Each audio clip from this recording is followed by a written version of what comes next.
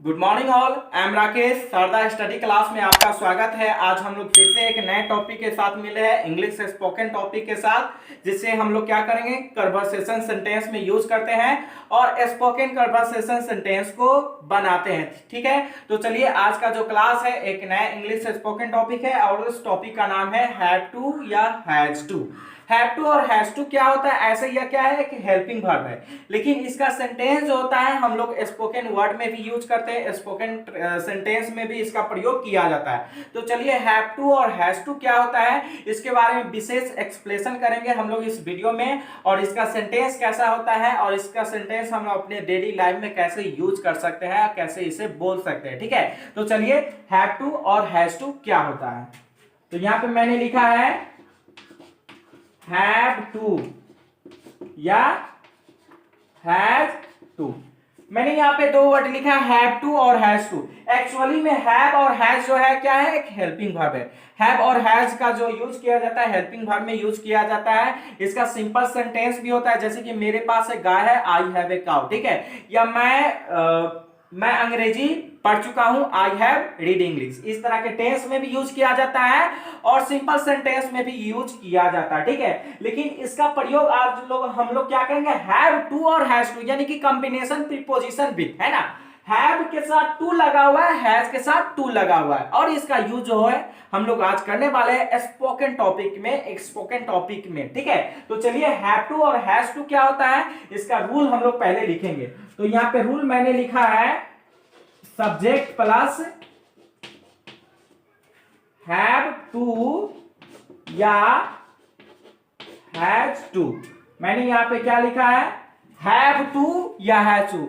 यहां पे दिख रहा होगा आप लोगों को, सब्जेक्ट लिखना है, हैव टू लिखना है और हैज टू लिखना है। अब वर्ब का जो फॉर्म होगा वर्ब वन लिखना है और ऑब्जेक्ट को लिख देना है, ये इसका रूल है। ठीक है, सब्जेक्ट लिखना है, हैव टू या हैज टू लिखिए, उसके बाद वर्ब वन लिखिए और ऑब्जेक्ट लिखिए। अब यहाँ पे आ जाता है मेन रीजन कि हैव टू और हैज टू कहाँ यूज होता है। तो हैव टू हैज टू एक हेल्पिंग वर्ब है, इसका प्रयोग हम लोग क्या करते हैं, डिफरेंट जो सब्जेक्ट होते हैं उसमें डिफरेंट टाइप के सब्जेक्ट होते हैं, उसका प्रयोग हम लोग सब्जेक्ट के अकॉर्डिंग ही करते हैं। जैसे कि यहाँ पे मैं लिख दे रहा हूं कि आई वी यू और दे, आई वी यू दे रहेगा, वहां पे क्या करना है आपको, हैव टू लगाना है। क्या लगाना है, हैव टू। ठीक है, अगर आई वी यू दे रहेगा तो हैव टू लगाना है। ये पहले वाले वीडियो में भी मैं बता चुका हूं, हैव कहां यूज होता है, हैज कहां यूज होता है, तो बिल्कुल वही है।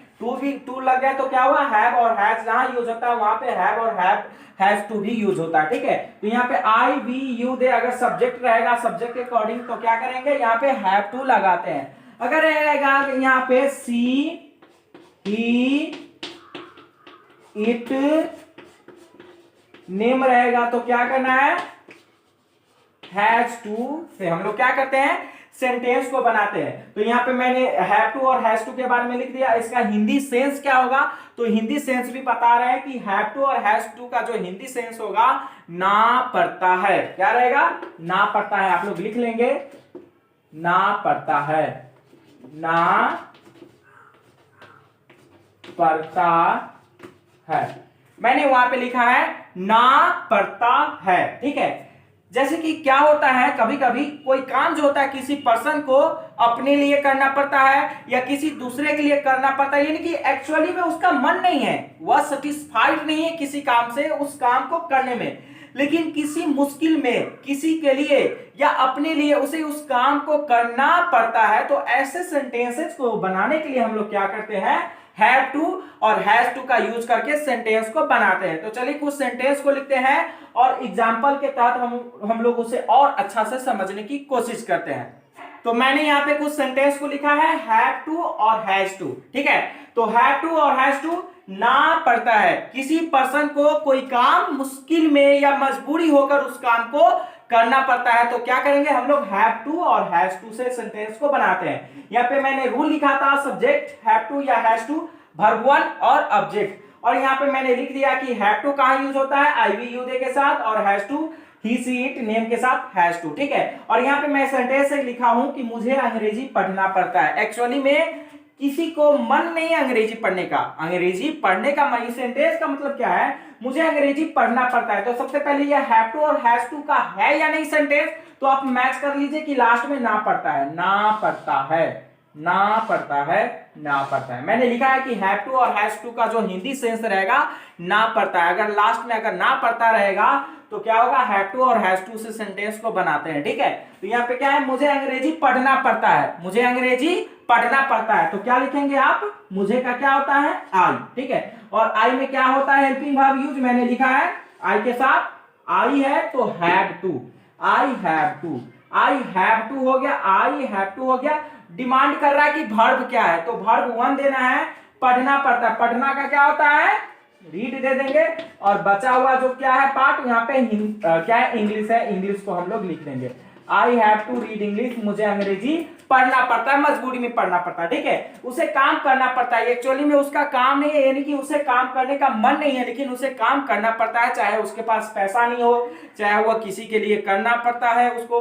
तो ऐसे सेंटेंस यानी कि मजबूरी बस किसी को, कोई पर्सन को कोई एक्शन करना पड़ता है, तो क्या करेंगे, हैव टू और हैज टू से सेंटेंस को बनाते हैं, ठीक है।